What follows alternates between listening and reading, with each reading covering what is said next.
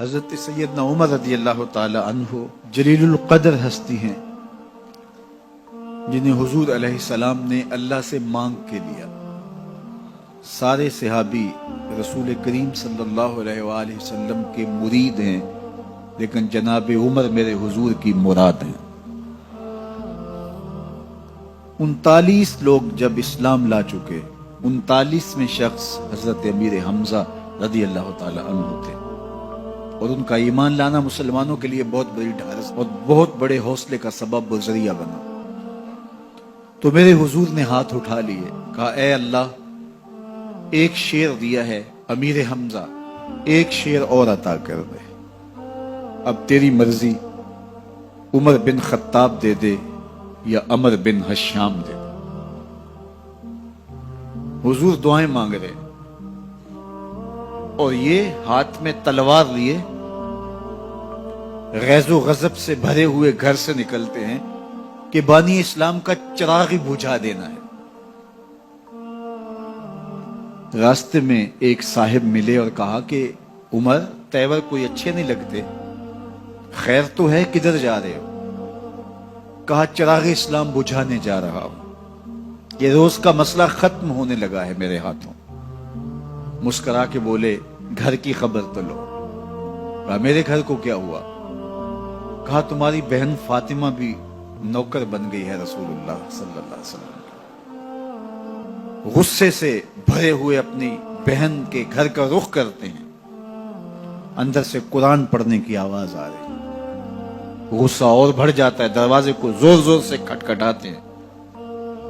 اہل خانہ سمجھ گئے ماجرا کیا ہے، گرجدار آواز ہے جناب عمر کی، دروازہ کھولو۔ جلدی سے معلم کو چھپا دیا اور بہن آگے بڑھ کے دروازہ کھولا۔ کہا تم سابی ہو گئے ہو، دین چھوڑ دیا تم نے، بتوں کی وفا ترک کر دی اور بے تحاشا مارنا شروع کیا۔ بہن کا سر پھٹ جاتا ہے، خون بہنے لگتا ہے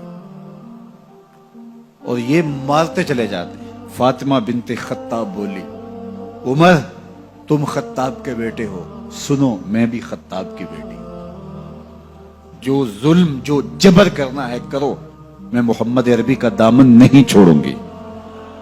سوچنے پہ مجبور ہو جاتے ہیں وہ کون سی طاقت ہے جس نے بجلیاں بھر دی اس کے اندر۔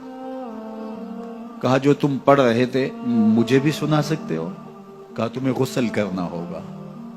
عمر اپنے بدن کو دھو رہے ہیں، میرا رب دل دھو رہا ہے۔ اتنے میں معلم بھی قرآن لے کر آ جاتے ہیں اور قرآن کی تلاوت ہونے لگتی ہے۔ طٰہٰ ما انزلنا علیک القرآن لتشقیٰ، 14ویں رات کے محبوب جان، ہم نے قرآن اس لیے نازل تو نہیں کیا تھا کہ تم مشقت میں پڑ جاؤ۔ بے تاب ہو گئے، کہا عمر کی عمر برباد ہو گئی، مجھے لے چلو حضور کی چوکھٹ پہ۔ تلوار حمائل کی ہے، بہنوئی ساتھ ہیں، اور حضور کی بارگاہ میں حاضر ہو رہے ہیں۔ دروازے کے سوراخوں سے دیکھا تو صحابہ تشویش کا اظہار کرنے لگے کہ عمر آ رہا ہے، تلوار حمائل کی ہے، ارادے اچھے نہیں لگتے۔ جناب امیر حمزہ نے کہا دروازہ کھول دو، اچھی نیت سے آیا تو استقبال کریں گے، نیت اچھی نہیں ہے تو اس کی تلوار سے اس کی گردن کاٹ دیں گے۔ حضور کے سامنے جا کے بیٹھ گئے، گلے میں کپڑا ڈالا تھا، حضور نے پکڑ کے کہا عمر ابھی وقت نہیں آیا کہ تم اسلام لے آؤ؟ یہی وقت تھا عمر کے اسلام لانے کا، لبوں پہ کلمہ جاری ہو گیا۔ اللہ اکبر کی صدا اس زور سے گونجی کہ مکے کی گلیاں گونجنے لگی۔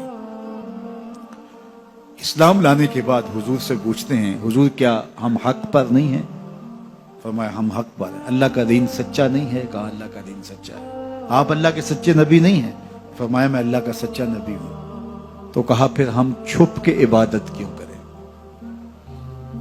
اب مسلمانوں کی 2 صفیں بنتی ہیں، ایک صف کی قیادت امیر حمزہ کرتے ہیں، دوسری صف کے آگے آگے عمر بن خطاب چلتے ہیں اور حضور درمیان میں ہیں، اور یہ ملکوتی قافلہ صحن حرم میں آ کے اعلانیہ عبادت کرتا ہے۔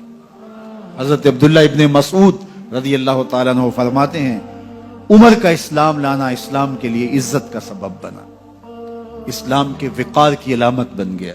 ایک ایک کے دروازے پہ جا کے دروازہ کھٹکھٹا کے کہتے ہیں، وہ تو اور خبر سننے کے لیے بے چین تھے کہ یہ بانی اسلام کی زندگی کا چراغ بجھانے گیا تھا، کوئی خبر لایا ہوگا۔ وہ کہتے ہیں آؤ عمر کدھر آئے ہو؟ کہا تمہیں بتانے آیا ہوں، کمزوروں سے پنجہ آزمائی کرتے رہے ہو، آؤ میرے سے بات کرو، میں محمد عربی کا نوکر بن گیا ہوں۔ اللہ اکبر۔ میرے حضور نے فرمایا جب اچھے لوگوں کا ذکر کرو تو میرے عمر کا ذکر بھی کیا کرو۔ میرے عمر کی زبان پر حق بولتا ہے، سچ بولتا ہے۔ ان الشیطان یفر من ظل عمر، عمر کے سائے کو دیکھ کے شیطان بھاگتا ہے۔ اللہ اکبر۔ اسلام لائے تو زندگی کی ایک ایک سانس اسلام کے لیے وقف کر دی، حضور کا پہرا دیا، حضور کی ناموس کا پہرا دیا، حضور کی شریعت کا پہرا دیا۔ اسلامی فتوحات پھیلی تو پھیلتی ہی چلی گئیں، کبھی مصر فتح ہو رہا ہے، کبھی ایران فتح ہو رہا ہے، آرمینیا تک مسلمانوں کی افواج پہنچتی ہیں۔ 22 لاکھ مربع میل پر حضرت عمر رضی اللہ تعالیٰ عنہ کی سلطنت پھیل جاتی ہے۔ عدل و انصاف کا دورہ ہوتا ہے۔